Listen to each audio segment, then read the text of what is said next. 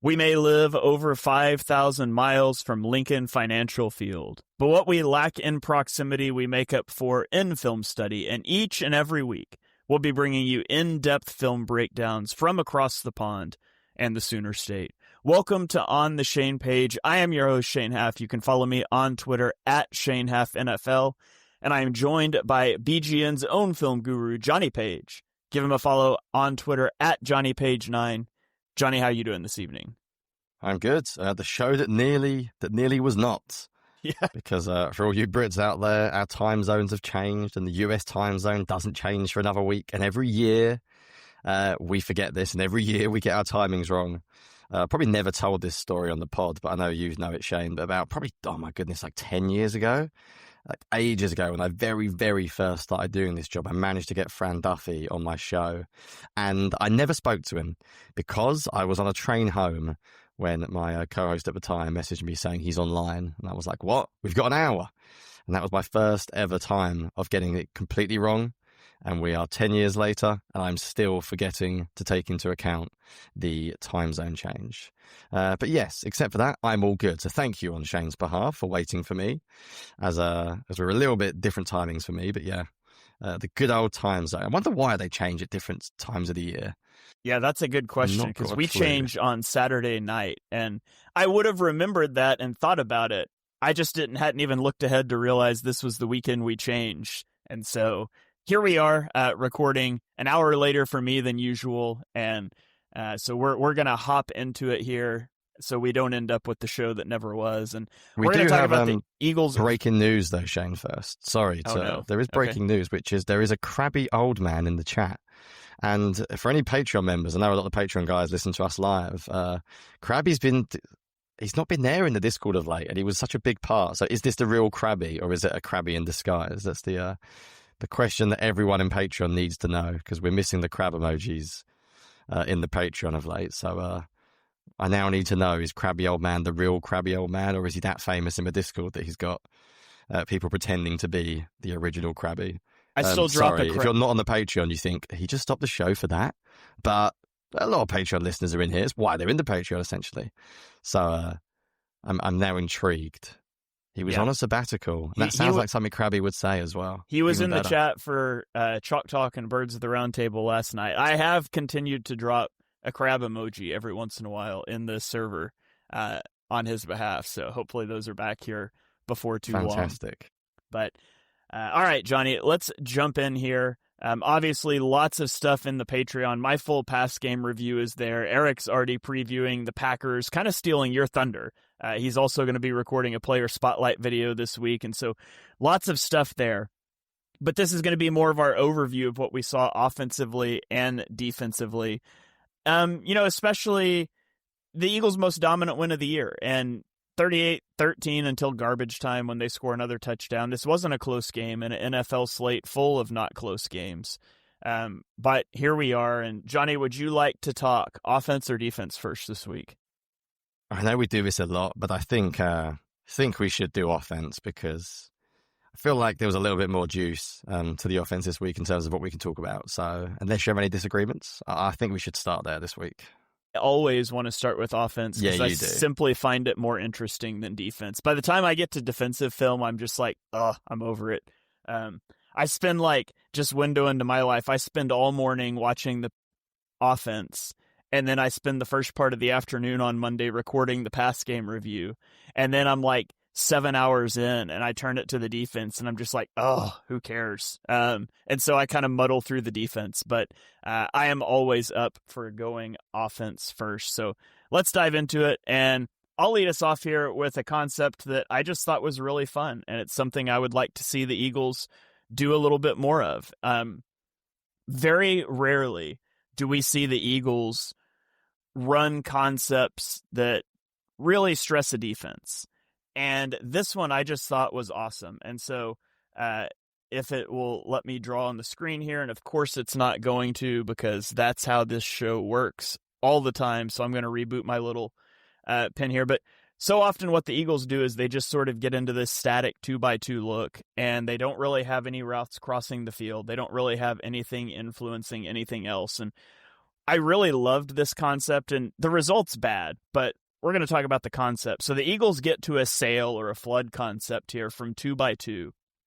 And the way that they do it is by running this receiver at the bottom of the field vertically, and they get the tight end out to the flat, and then they actually run Saquon Barkley on a corner route, which is a really cool way to get to a flood concept because defenses are not often prepared for a running back to run this kind of a route.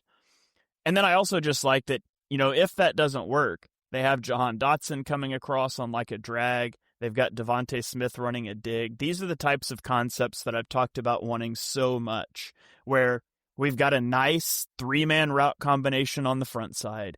If it's not open, we've got 2 routes breaking into Hurts's field of view. So I love all of that. And I'll just run it here and ignore what happens, but just watch how wide open Saquon Barkley would be if there's not a free runner on this play. Boom. Like, we're throwing the ball right here into a void if we had a pocket to step up into. And if that wasn't there, we've got a dig route we could try to throw off of the back. Like, there's just options baked into this play. Now, the reason this play doesn't work is kind of the bad thing. It seems pretty clear pre-snap that this slot corner is blitzing. He's looking inside. He's leaning inside. And this should be an alert for Jahan Dotson. Like, hey, if my guy blitzes and we're not accounting for him in the protection, I just need to get eyes on Hurts and sit down or just kind of get up the seam, looking at Hurts, whatever. Make yourself available. And you can see that Dotson just doesn't look at Hurts at all. And from the back view on this play, Hurts ends up taking a sack. But from the back view, you can see Hurts immediately look to Dotson. And he even separates. He pats the ball like he wants to throw. You can watch him right here. Hurts wants to get hot right here to Dotson. And he just can't because Dotson isn't looking. So it's a bad play by Dotson to kind of mess this up.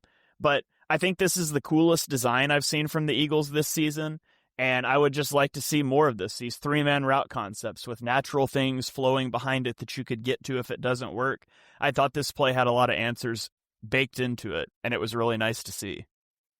Yeah, that was, I think the great thing about being a film nerd, like me, you, and Eric, is we all got excited about a play when the Eagles took a sack, which is just like brilliant, isn't it? We're like, oh, we must show this play. But yeah, it's one of those things, isn't it? I guess process over results over process. I wrote about this play for BGN, and I did say, like, we have to be honest with our analysis and say that the Eagles don't like taking negative plays. And when you run like 5 receivers out into a pass concept and you flood one side of the field, you want to run a cool route from Barkley. It is a little bit slower developing. So you have to be honest. It's not just like, oh, it's easy to do. Wasn't every team do everything like this because it's easy all the time? And no, it's not. You have to be honest with yourself and say, yeah, I wanted them to do that, and they took a sack. But I think if you do it once, you can't really judge the whole offense of it. I want to see more of that stuff, and then we can come back and say, right, is it working for this offense? But I thought it was quite funny that people were like, we were all like, wow, look at this play. How cool is this? And like any casual fans, like, dude, they took a sack. Like, why are you celebrating one of the only negative plays they had on offense all game? And it's hilarious that you picked it as your actual one of your 3 things you wanted to talk about.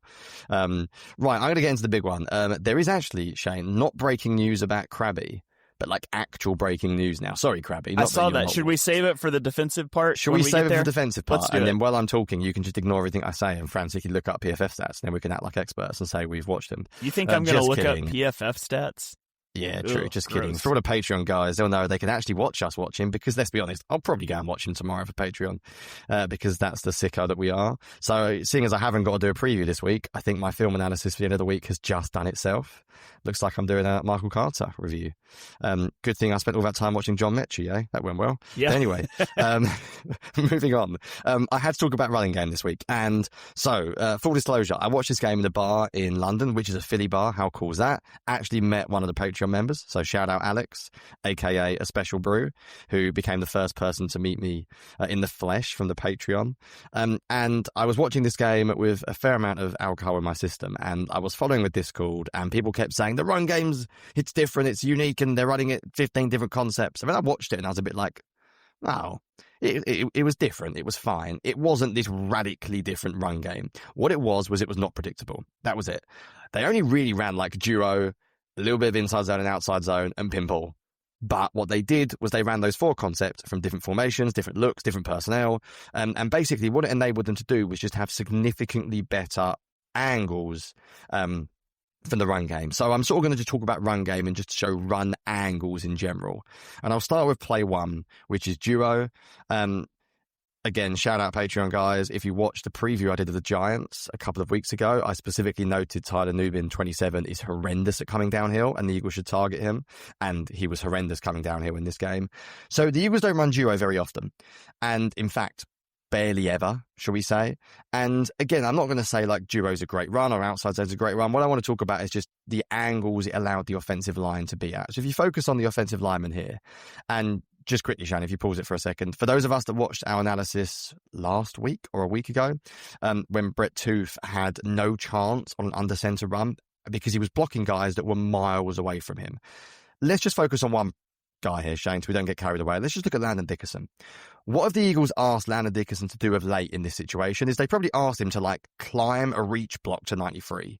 So he's had to like go, let's say they're running to their right here. He's had to go all the way across the face of 93 and seal him off. Whereas here they tell him to, do you know what? It's double team up front. Just go smash him. And once you've smashed him, go smash 53 because he's directly behind him. And I'm not an offensive coordinator, especially not a run game coordinator in terms of blocking. I'm much more interested in scheme. But I know that they go on and on and on about angles, about making it look easier. Look how easy this block is if you hit play now for Landon Dickerson at the start. The guy is right in front of him. It's a really easy push. The angles are all really easy. That is coming into his like field of vision. It's a nice, and guess what? He looks better. And this happened throughout the game. So as I mentioned, this is duo. The Eagles don't run duo very often. They ran duo a few times. If you go to play 3, we can also see some pinball. They ran a ton of pinball. If you just pause it pre-snap for a second. First thing to note is Barkley is lined up the screen's the annoying side, so to Hurts' right, and then he's going to run to the left, which is what commonly happens from the run game in the shotgun, which is why some people talk about it being predictable. But again, when you run pinball, Brett Tooth doesn't have to block 97. Look at Landon Dickerson's position to block 97. Again, it's easy. He's not having to climb. He's going bang, straight downhill. Look at Tyler Steen, bang, straight downhill. They're nice blocking angles. Look at Jordan Mailata's angle. Again, he's not got to reach inside. And when you hit play, you will see it play out exactly like that. Landon Dickerson hits 97 because it's an easy block for him. Brett Tooth actually gets a 58, again with a nice angle. The angles are good. But what's happened in recent weeks is that teams have figured this out. And then what's happened is they've started to basically know what's coming, and that makes the angles really tough, and it makes the offensive lineman look worse. So if you just go to play 6 now, Shane, so we've seen under center duo, we've seen pinball from shotgun, now they're going to run pinball again. And by the way, from every look, I won't go for every run play. Again, you can read the BGN article. I go into more detail in this. But they always ran it from a different personnel, different variation. Even like the first 2 runs of the game were duo, but one had the tight end on the left, one had the tight end on the right. They did it differently. Again, if you watch this play, you expect Saquon to run to the left. You think if it's going to be pinball, it's going to be to the left. But this time, they run same side shotgun, which is something Eric's been calling for, you've been calling for, and I don't really care if it's better or worse, but what it is it's unpredictable, and that was the big theme from the game this week. All of a sudden, Dallas Goedert looked good as a run blocker, because again, look at Dallas Goedert's run block here. Look at the angle which he's blocking. He's blocking the guy directly in front of him. Look at the angle that Tyler Steen's got. He's inside the face of the defensive tackle. All of these angles are good, and no surprise, Lane Johnson's going to pull and hit the secondary, easy angle. The one who actually had the hardest day was arguably Brett Tooth, and he was really good. Cam Jurgens must have been furious this wasn't the game plan. But even that's not a bad angle. Cam Jurgens could do that with ease. So the big takeaway from the run game this week was it was unpredictable. And because it was unpredictable, because they ran different play calls, different size, different formations, different guys pulling. Sometimes it was a center pulling by himself. Sometimes it was center guard. Sometimes it was center tackle. Whoever pulled was based on who was lined up ahead of them. So when teams run pinball, they don't go into it saying we're going to pull these 2 guys. What they'll often say is if you're uncovered, you can pull. And then they'll base it on the defensive line. And what the Eagles basically gave their offensive lineman was more freedom to pull this week, and it just made all of the angles easier. There were so many plays like this, Shane, where the offensive line angles were so much easier. So essentially, I wanted to basically make my point angles, but in reality, it was the run game in general. Yeah, and it was a complete change of what they've been doing. And it's a lot of the things that we were talking about. I had a tweet where I broke down how much of it, what their percentage of gap scheme was in this game relative to the rest of the year, and I just can't seem to find it for some reason. But I want to say it was something like 21% of their runs this year had been gap scheme, and in this, like 76% of them were or something. And I know you and I disagree about if pin pull is gap scheme or zone scheme. Yeah, to be fair, that's just a really minor thing that no one cares about. I think based on the Eagles playbook I've seen, they call it gap scheme. So I think you're probably right, which is why it's been tracked as it. I have sometimes called it, because sometimes you run outside zone pin pull, which just looks exactly like outside zone with a puller. And then I'm like, I struggle to call outside zone pin pull a gap scheme run. But it's the kind of nerdy thing that no one actually cares about. And neither do I, in truth. But it was different to what they were doing. That's the key point. All right, well, let's keep rolling then. I am going to break down a play here that a lot of you guys know, but I had a question in the Discord. Somebody got a little lost in my pass game review last week when I was talking about RPOs, and the Eagles ran an RPO for a touchdown in this game, so I thought this would be a great time just to go back and break down what teams are looking for when they run an RPO. And so shout out to our Discord users. I can't remember which person in particular it was that was asking about it in our Football 101 chat. But this one, let's see, it was MC. So MC, this one's for you. So the first thing you're going to notice on this is the Eagles are going to send somebody into motion, and you're going to get a defensive back tracking them. And so this, not always, but pretty well indicates some sort of man coverage. And you can run RPOs against man or zone. They should work either way, but against against man, they're even better. And so what the Eagles are going to do, when you run an RPO, run pass option, it could be a run, it could be a pass. Nobody knows at the snap. You're allowing the defense to dictate. And so what the Eagles do is they're going to leave this edge rusher unblocked. And Jalen Hurts is reading this edge rusher. So the reason we leave this edge rusher unblocked is we're going to make him make a choice. Do I attack the running back or do I attack the quarterback? And no matter what he does, you're going to make him wrong and eliminate him from the play without having to block him. This is something great to do against guys like Micah Parsons, who the Eagles are going to see in 2 weeks. Tough guy to block, just don't block him and make him wrong with the read. And so if he comes upfield, well, you hand the ball off, and now we've got 5 linemen blocking 4 guys, and so we can get a good double team, we can get up to the second level. Right? If he gets upfield at the running back, we can pull it, and now he's unblocked, and we've taken him out of the play anyways, and we've got Jalen Hurts running outside. Now, I like to call this a slide RPO because it's coupled with Dallas Goedert on this little slide or scrape route. And so when you pair it with that, what you're reading is the defensive end, whether he goes over the top of or underneath this tight end. It makes the read a little bit easier. It generates more traffic. And so on this particular instance, he is going to go over the top of the tight end, which tells Jalen Hurts to pull the ball. So right here, we see he's going over the top. Hurts pulls it. Now what you essentially have is Hurts running out to the flat, and you've got a tight end running out to the flat. And so it's sort of like a different way to get into a triple option. You have Hurts with the potential to cut this upfield and run. You have the potential to throw this ball to Dallas Goedert as kind of the pitch man, which is what's going to end up happening on this play. And so you see that the guy that's diving down on Goedert sort of gets tangled up with Devontae Smith, and so this becomes an easy touchdown. But let's just pretend that didn't happen. If this guy comes through clean, he's still in a really difficult position of choosing to stay with the tight end, in which case Hurts can run, or he's got to go attack Hurts, and then you get this little pass for a touchdown. Now, some of the reasons that RPOs are tough nowadays is the ineligible man downfield penalty. If this becomes a pass, you can't have an offensive lineman more than 1 yard past the line of scrimmage, not engaged in a block. That's the key part, because you can watch this, and some of these guys get downfield, right? Tyler Steen is like 3 yards downfield at the point that this pass is thrown, but he's been engaged with a defender the whole time. That makes it legal. So offensive line has to be disciplined. You can't free release to the second level in case it becomes a pass play. So it can make your run blocking a little worse. It can allow the defense to dictate things to you in terms of whether you run or pass. But RPOs do open up a lot of things for you. And there's counters defenses can have, and I won't get into scrape exchanges and things like that because I don't have film from this game for it. But there's things that defenses can do where they will attack the running back and they've got a linebacker filling around behind to get the quarterback. And so there's games that the defense can play with that. But that's kind of the basics of RPOs. And since there was a touchdown off of one this week and there was a question in the Discord last week, I wanted to take the chance just to break down how that works. So that is RPO slides, kind of there in one play. Really good stuff. Bit of a football 101 as well as this week.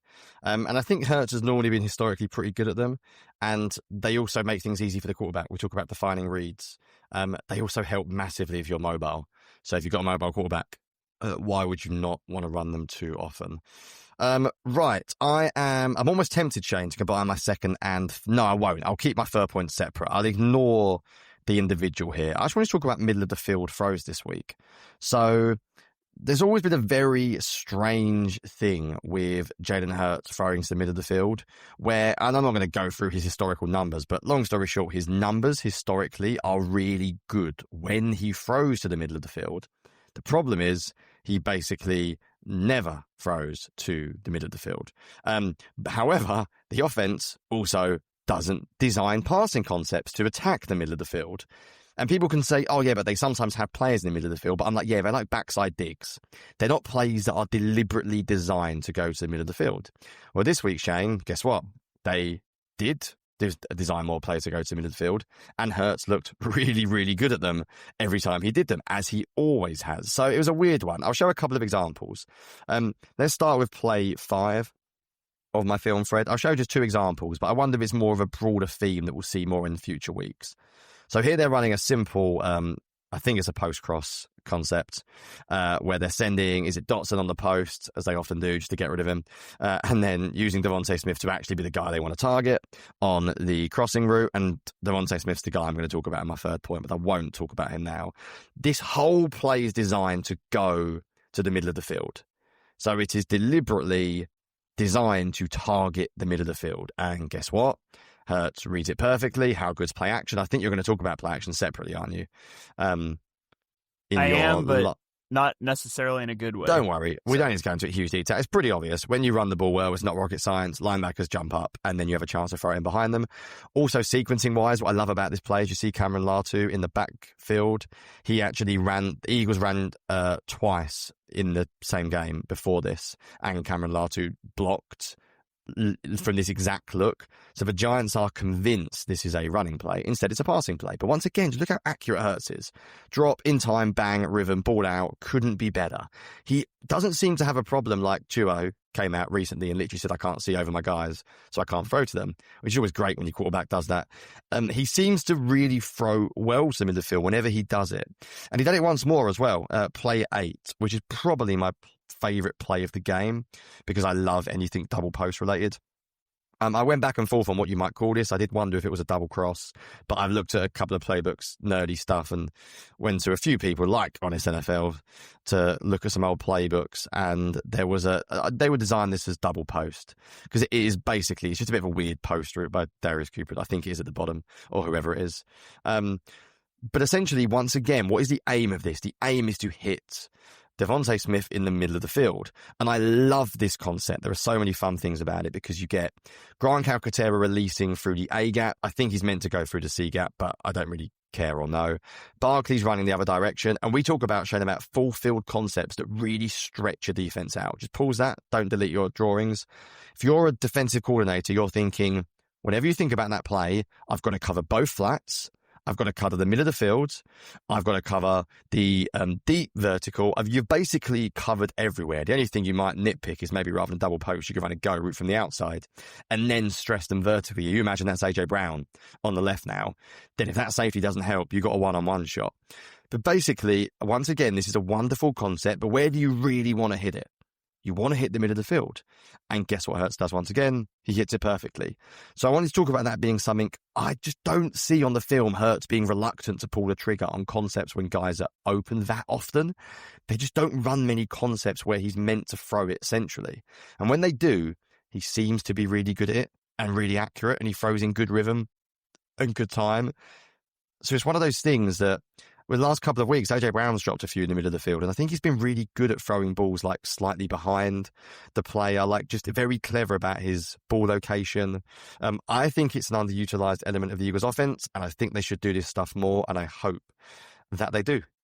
Yeah, absolutely. And my last point kind of ties in a little bit, because I want to talk about throwing from jumbo. And so the Eagles ran jumbo plays. I think it was 10 or 11 plays in this game, which jumbo is pretty much what we call anything that has an extra tight end an extra offensive lineman on the field. So the Eagles called 8 run plays from jumbo, and you can't only run from it. You need to also pass from it sometimes if you're going to do it. And so the Eagles tried to throw from jumbo in this game, and it just didn't work very well. Both plays one resulted in a sack. The other resulted in Hurts getting hit while he was throwing. And so I want to talk about what's going wrong with their jumbo passing plays. And so first up, I've got a split screen here of a Packers under center play action and an Eagles under center play action. And I've got these set to go at quarter speed. And so I just want you to watch the difference in the offensive line movement. So let's watch the Eagles on the right side first. Just notice at the snap, everybody's moving backwards, right? We're all moving backwards. We're pass setting. The only guy that really moves forward is Lane Johnson. And so when we pause it right here and I put a red line where the line of scrimmage is, Lane Johnson's the only guy at the line of scrimmage, and there's only one other guy that's even really close. So everybody's moving backwards. Nobody's moving forwards to really sell this. When you compare that with like the Packers, watch their offensive line fire out like they're running here. We got guys moving forwards. We've got guys moving sideways. Nobody is pass setting here. Everybody, this looks like we're actually running the ball towards the bottom of the screen, right? And we freeze it right there, and you can see they've got 4 of their 5 guys within like a half a yard of the line of scrimmage, where the Eagles only really have 1 or 2. And so you do need to be able to sell it from an offensive line standpoint a little better than the Eagles did.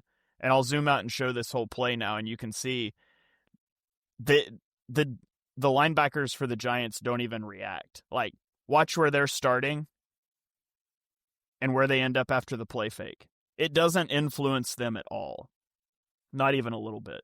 And then you have like the routes that go along with it. We've got like a deep stop route here, and I guess a dig route that kind of gets thrown off.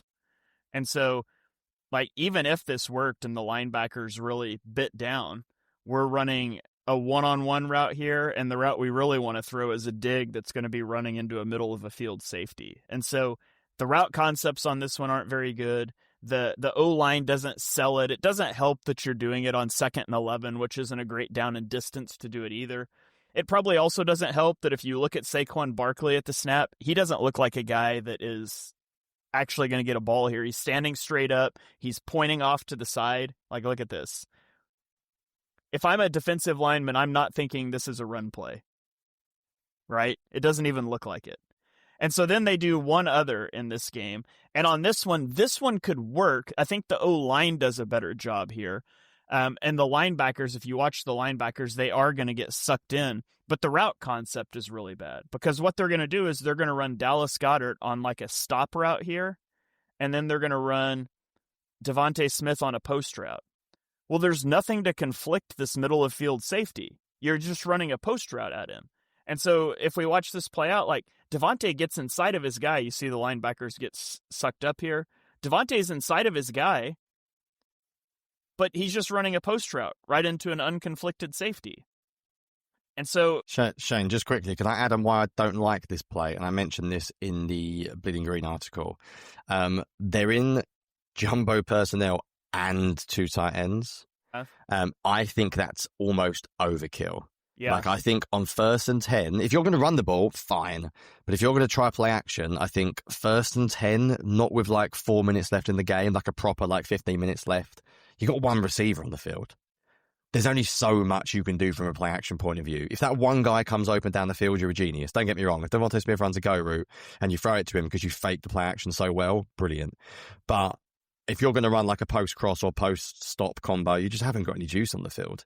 I prefer throwing from jumbo with 2 receivers rather than 1 receiver, because I think it's hard from that personnel to throw down the field. Yeah, and it's impossible with the route concepts they dial up here. Like, at least if you put, like, Goddard on a post route, too, like post cross or something.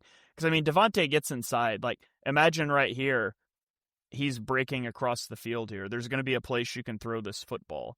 And so, just you need to be able to throw some from jumbo if you're going to make it a large part of your running game, and that's why the Eagles couldn't in this game. So I like the attempt. Definitely some stuff that they need to clean up there. Yeah, and I'll bring us home very quickly because we've taken too long on the offense, but that's how we roll. Right, I'll finish up just by saying I thought Devontae Smith was unbelievable in this game. And you know me, I've always been AJ Brown 1A, Devontae Smith 1B, and I still think that's the case. I think Brown is better than Smith, and I think for those that's posting like Smith's numbers for the past few weeks, I would just say watch who covers Devontae Smith and AJ Brown when they're both out there. And teams will often put their best corner on AJ Brown if they're going to play like that, because that's what defensive coordinators see as the best as well. But as a route runner, he is unbelievably good. I've already shown the middle of the field stuff. So let me just show 2 routes in this game, and also really good throws by Hurts as well. First one is play 9 on my film, Fred Shame. This is a really good ball by Hurts, and I think it's the progression of Hurts we speak about, being able to play in rhythm, in timing, under pressure. Just a straight comeback. Devontae Smith just cooks the outside cornerback, like just completely and utterly roasts him on the outside. Just one-on-one, isolate your receiver. Really good ball by Hurts, under pressure. If you actually look at this again from Hurts' perspective, it's not an easy throw because there's a guy bearing down on him. But the route is just so good, and I thought Devontae was almost like effortless how easily he won at times in this game. Like, the way he cut, he's literally stop-start. But I think the best of the best of the best was play 15. Hold on, before we go to that one. Sorry, go, yeah. Let me just mention, because this was the point that didn't make it on the cutting room floor. I wanted to mention that stunts against the left tackle, left guard continue to be a really big issue for this team. And I thought it was Mailata and Toth just not having played together. But multiple times in this game, including this one, a stunt beat Mailata and Dickerson immediately. And so and I really didn't end up showing that, but there's 3 or 4 of them I could have shown. So it's a good shout, and it's something they've struggled with a lot in general. Right, play 15. Just everyone's already seen Jahan Dotson produce his Randy Moss catch, which was ironic because I thought it was Dotson's worst game of the year. But anyway, just watch Devontae Smith at the bottom of this field. I mean, I know the Giants suck at corner, and I know they have no talent on the outside. And I know this looks like me trying to cover him. But if you just ignore the cornerback, just ignore him, just watch how quickly Devontae Smith gets in and out of his break. Like, that is absurd. If you don't press him, and again, why he's a 1B, because I don't want him on the line of scrimmage as an X.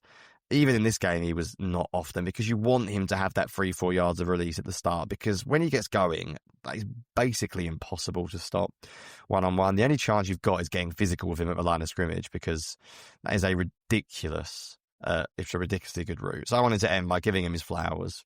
An exceptionally good player, had an exceptional game.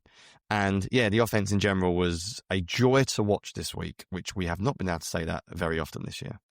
We have not, for sure. So a lot of good stuff there on the offense.